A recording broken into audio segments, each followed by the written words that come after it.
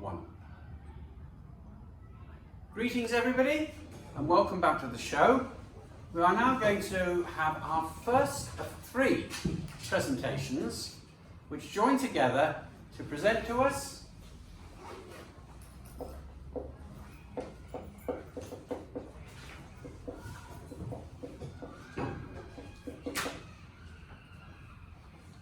what happens when the markets fail. Now let's introduce the idea about markets that succeed first. When we had on our previous presentations, we had one general assumption. Let's go and say that, let's pretend that we're talking about hamburgers. Let's say that we've got a situation like here, right, for hamburgers.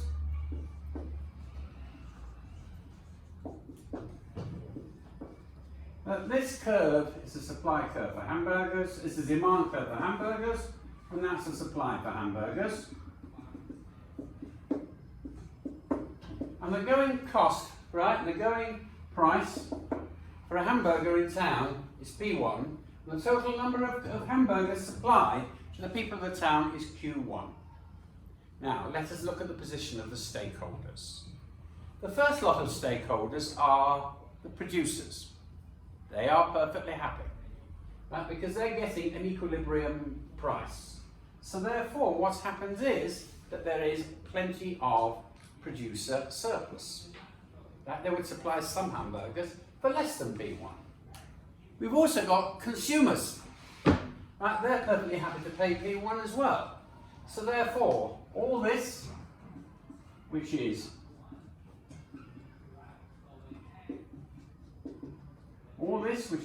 consumer surplus, and all that is producer surplus. And that means that when we add up the consumer and the producer surplus, we have maximized the community surplus. Producer plus consumer is community surplus, as we demonstrated in previous episodes. Right? Everybody is happy, the market has worked. Let's look at the stakeholders. Stakeholder number 1 is the producer. He would like to get more, right? But he's happy with what he's got, and he's producing us all these hamburgers in support. The other one is the consumer. He would like to have it at a lower price, but if he had it at a lower price, it would take away from the benefit from the producer. So that in order to be able to maximize the producer and the consumer surplus, which is that there's the greatest amount of, shall we say, welfare shared between them, we've got the equilibrium price and the community service, consumer plus producer, is maximized. This is an example of when the market succeeds. Let's bear in mind, it's a market success because nobody's intervened. There's no government coming there to put taxes on.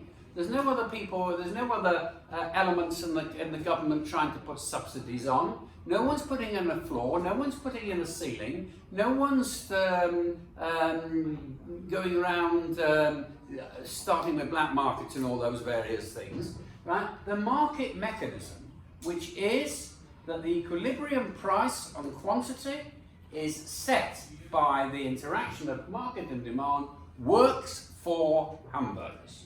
No complaints, no intervention made, and this is a market success. What happens though if it doesn't work for everything? This nice little diagram, if we just left everything that was to be produced for the producer and for the consumers, we might end up with some very undesirable results. What we just saw was the market, which is producers and consumers meeting together. With hamburgers, it's a success. We're now going to look at other reasons. We're going to explore 6 different reasons or 6 different situations where this particular arrangement is not going to work. If we just let the government just sit back, laissez-faire, allowing things to take place, and the market decides the price, and the invisible hand, which is the movements of the supply and the demand curve, fixing the price and the quantity, is not going to be socially desirable. Let's go through all the possibilities. Number one,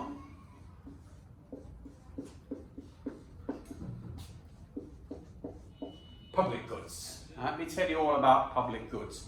We haven't met them yet. What is a public good? Right? A public good is something that you're not going to produce. It's something that you're not going to invest in. Why? Because of the following. To be a public good, it has to have two. They're often very important public goods. Number one, has to be non-excludable. Now, the other one, okay, let's talk about non-excludable first. For example, let's say that you live in a nice house with a nice front garden. Right? And then what happens is that the rose bushes don't look very nice, right? And the green fly have been attacking them. You will spend money to remove the green fly, right, and improve the standards of your rose bushes, so that your garden will look very nice. That's because your garden is a private good. Why is it private? Because that only belongs to you. You can stop anybody else going into your garden. But what about the road that's outside your house? Let's say there's a nasty pothole in it, right? You know, because too many people have been driving. You're the nearest. But do you own that road? No. Whereas there's a nasty hole for it. And it's not nice for you to park your car. Are you going to spend money repairing that hole? No. Do you know why? Because that road outside your home is non-excludable. You can't stop anybody else from using it. Therefore, the road outside your home is one example of many of public goods. We need roads. But will the market supply a road? No. Markets won't, because nobody owns it. You put lots of money into roads. How are you going to stop people that haven't paid for those roads using it? Okay, you charge them a bit of money or whatever it is, but there's nothing to stop somebody from a different country enjoying all the benefits of your road and not having had a penny. That's because your road is non-excludable. The other thing is, for it to be a public good, it has to be non-rivalrous. You can use that road, you know why? You paid for it. You paid for it. Can somebody else drive the car along that road all the time? Yeah. The fact that you're using it doesn't stop anybody else using it. Now let's have a look at the rose bushes in your garden. The fact that the fact that you're repairing the rose bushes, does it mean that somebody just can walk in your garden and help themselves to roses? No, you put a fence there. You can lock the gates. So therefore your garden is excludable, and your garden, as far as the public is concerned, is also rivalrous to the degree that nobody can just walk. In other words, what happens is, with public goods, let's give you another example. Let's say the country's at war and you've got to pay for the army. Or let's say there's a pandemic. Actually, no, pandemic's a bad example. You know why? Because then every person feels themselves individually. But let's say that there's a war on, right? And there needs to have or there's a threat of a war. The army, who's going to pay for it? Well, why should I have to pay? I don't earn much money. Let a rich person pay. Do you understand? Because what the army does is non-excludable. If the army's defending me, it's defending you. And if it's defending me and you, it's defending the person down the road. So therefore, it does not attract people to be able to supply these goods. People do not supply public goods. Just like nobody, as the Chinese put it, nobody cleans a common step. Okay? The only reason why people buy things or enjoy things is because they've got exclusive right over them. Right? And a public good, such as a road, right? Other things that might be public goods might be the fire service, the police service, the ambulance service. Well, why should I have to pay for the ambulance? I might never get sick. So do you understand? The market does not supply public goods. There has to be an alternative way of supplying public goods. And if we just rely on the market, there will not be public goods. Let me give you an example. Did you know that it was harder in Britain to travel from London to Rome? It took longer at the beginning of the 1800s than it took during the Roman Empire. The Romans built those roads for a reason. They had to move their armies all over the place. Once the Roman roads had actually disintegrated, the road system in Britain was appalling because the governments did not provide roads generally. The only people that actually provided roads were private enterprises. That is, people buying up land and putting roads through them, right? And they usually charged huge amounts and didn't have to use them, right? And they were generally unsafe. There were highwaymen and all those people. And that was an example of a necessary public good that wasn't actually supplied. So the first thing about the market failures is the market fails to supply public goods because there are always people having free rides on them, using them and not paying. The next one is merit goods.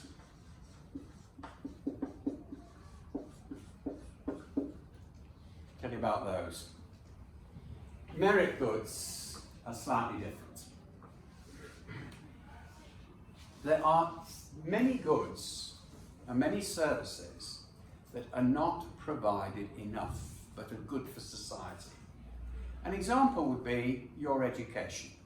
But let's say high school education.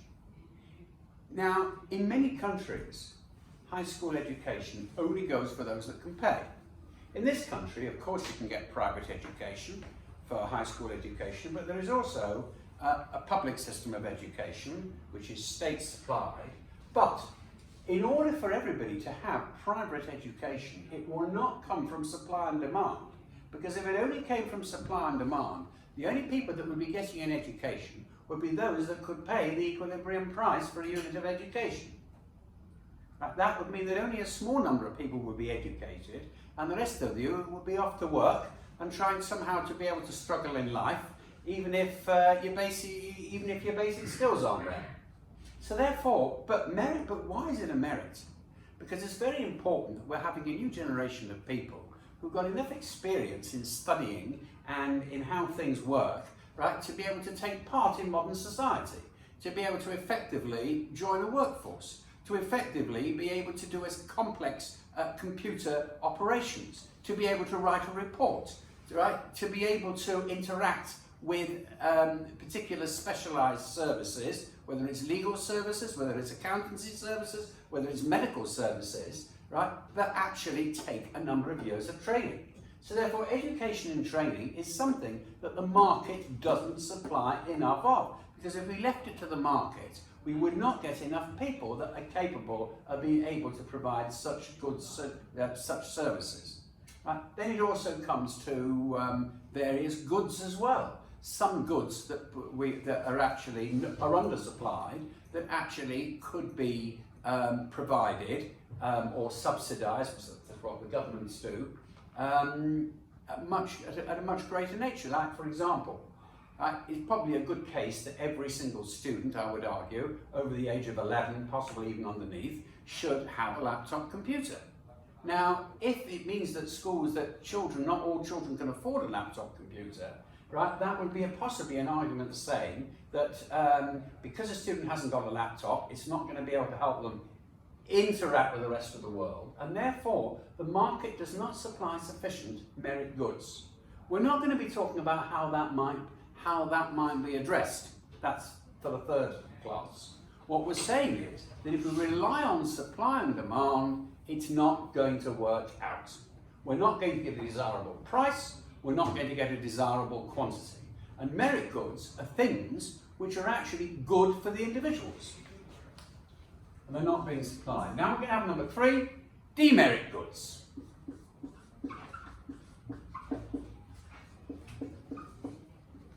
Now, a demerit good is the opposite to a merit good.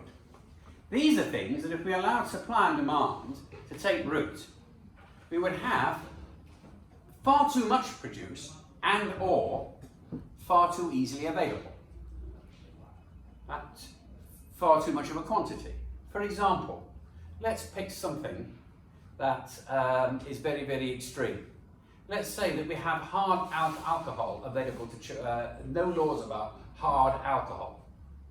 Now, the way that if we just let the market take place, we could be having children of any age, as long as they can produce the money, being able to access hard alcohol, being able to access hard drugs and things like that. Now, what the government actually does, so as far as markets are concerned, as long as there is a demand for something, people will go along and supply it. And if they think that children like vodka, right, they will supply vodka to an equilibrium price. The same can apply to things like pornography. The same can apply to other things which are demerit goods and things are not good for society. So if we just left everything to freedom, right, where supply and demand interact, we would have a lot of very undesirable things, right, things that in normal society are either completely banned by law, right, or very, very strictly regulated. Right? Cigarettes are regulated in society. But if we had a free market, then it would be that the price of cigarettes would be a lot lower, and the prevalence of cigarettes, the number of cigarettes that are actually bought, would be very much higher. So therefore, the market fails when it comes to the price and quantity of merit goods, because they're usually too expensive, right, and there's not enough of them, and society needs them, and demerit goods, because they're usually too cheap, they're usually too many, and they can do a lot of harm to society.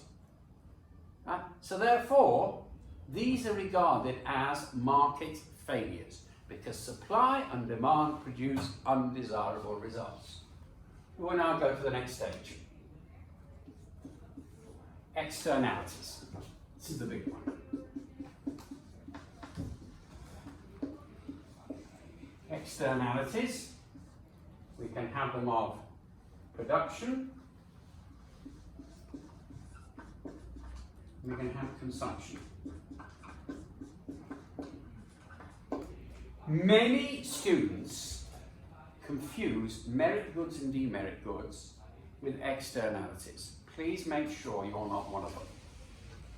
If that a particular good is bad for you, or you need more of it because society needs more of them and it affects the individual only, we are talking about merit goods or demerit goods. When we come to externalities, which is the big one in market failure, we are dealing with other people are involved in the business that are neither the producers nor the consumers. They are third parties. The example I always like to give is that if you decide to hold, excuse the pun, a party in your home, which starts at 11:45 at night, right, and finishes at 6 in the morning, and it's a loud party, right, and you charge everybody a certain price, that covers the hire of the place, the drinks, and everything else, and any profits you might make. It does, but what about the people that happen to be living down the road that can't sleep at night because of your party? You haven't compensated them. So the price that you're actually charging does not reflect and does not address what you're actually doing, because there are other stakeholders that need compensation. So therefore, an externality, anything that's an externality, right, of any production or consumption of any good, right, we can look at that in a moment, is when it affects third parties. Now, it can happen at the production stage. Like, for example, if I'm opening a school in my road, which is residential, right? Well, it's a good thing to have a school, isn't it? Because it's good for education and so on. But at the same time, what about all the people that are living there? What happens at 8 o'clock in the morning? What happens at 3:30 in the afternoon? We suddenly get crushes of people. So therefore, I'm producing education, which might be a nice thing, but at the same time, that can produce a negative externality. Who's paying for it?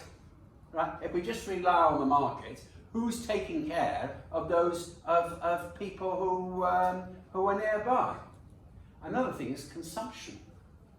Now let's give another example. Let's say you're driving a car. You'll buy gasoline. Now that gasoline is polluting the atmosphere.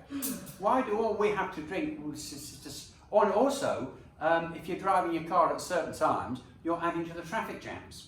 These are all negative externalities. Right? People are late for work because you're driving your car during the rush hour. Right? That's a negative externality. Do you get the idea?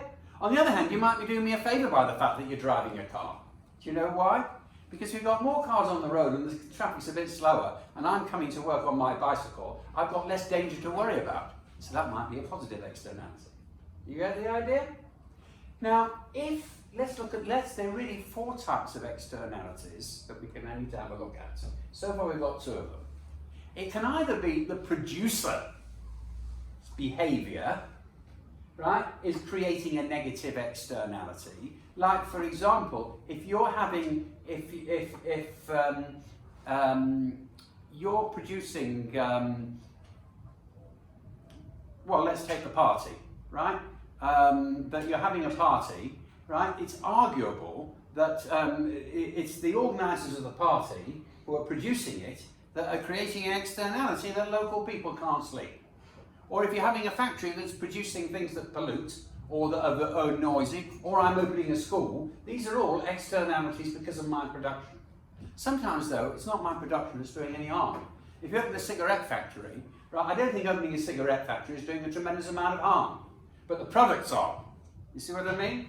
They mean that people who are regularly smoking, right, are clogging up the hospitals and all the rest of it, and people who are regularly drinking, right, there's probably no harm opening a whiskey factory, but people who are who are drinking and driving as a result, right, and making the roads dangerous for us, drunk driving, that is a negative externality of consumption. So it's an externality of consumption.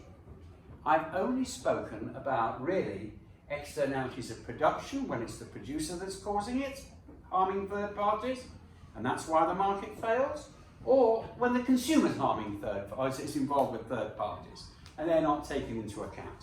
However, in both cases, we can go a bit further, because externalities can be positive externalities of production, or negative. And when we come to externalities of consumption, they can be positive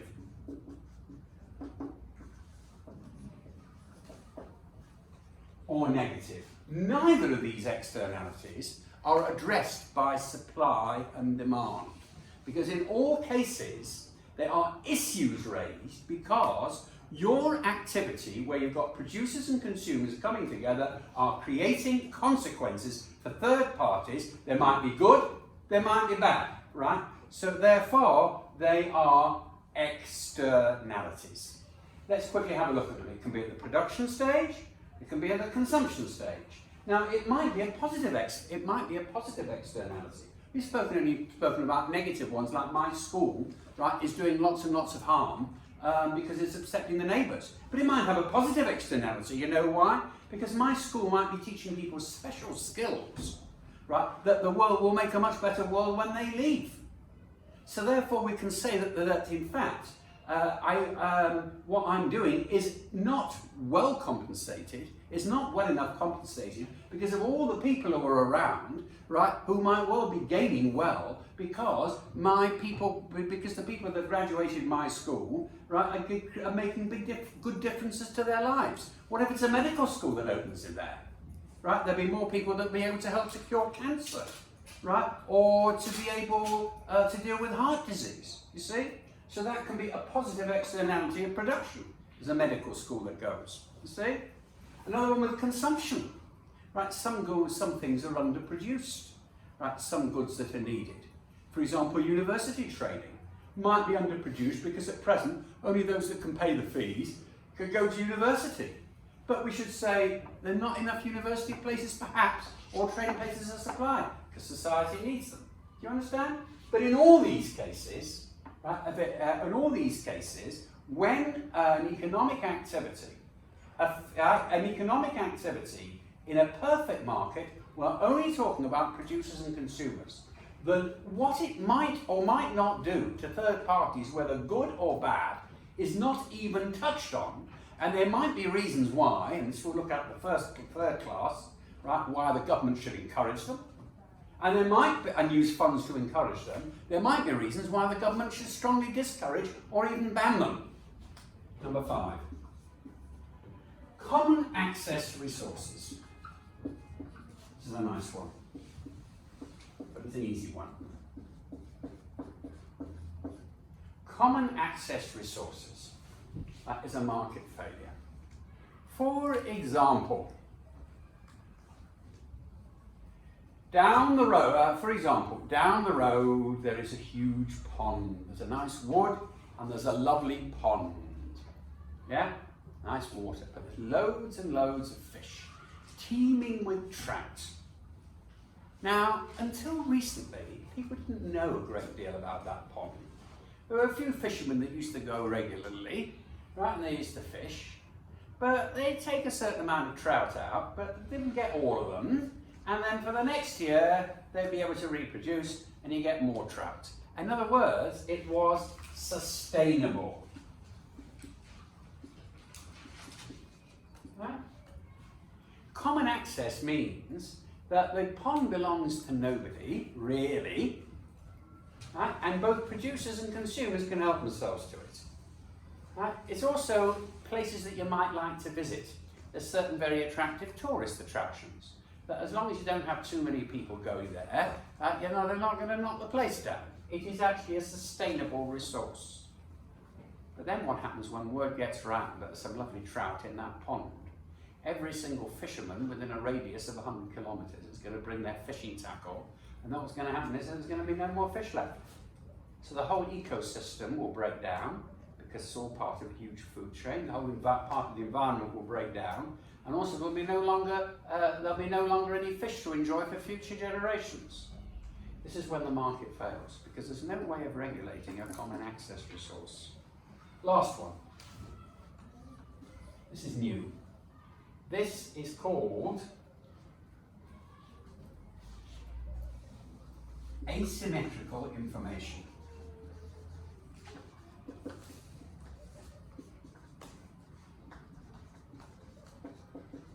New to this syllabus, which we're going to explore. This is the last type of market failure. We assume, generally, that the producers and the consumers know exactly what they're doing. Right? The consumer knows the worth of something. The producer knows the worth of something. What happens if you're selling a car to somebody? Who's likely to know more, the salesman or the buyer? Usually the salesman, especially if you're selling a second-hand car. There's a good chance that the salesman is going to do better on that piece of business than the buyer, simply because the buyer knows a lot less about cars and what can go wrong than the salesman. You can have it the other way around. Sometimes the buyer might be better, because the buyer might well know that a particular item on sale in the shop is in fact a collector's item, and will offer the person a lot less than the salesman will offer, because the buyer knows far more about what forms collector's items and which ones are not. So therefore the price that's agreed between the producers and the consumers, the market price, is in fact no real reflection of its value. And what happens is that one party, typically the buyer, is going to come off worse simply because he knows less about what he's buying. Similar things can happen when you're buying shares, when often the people who are selling shares know more about their likely performance than the people who are actually buying. So, for all these reasons, the market fails, right? That supply and demand do not create realistic prices and quantities for whether goods are public goods, whether there's a lack of merit goods, when there's a surplus of demerit goods, addressing the needs of people who are affected, right? Third parties. If the sources are common access and you've got an issue of sustainability, or if different people standing at the different sides don't quite know in making the price quite what the value of the thing is. Thank you very much, ladies and gentlemen. To be continued.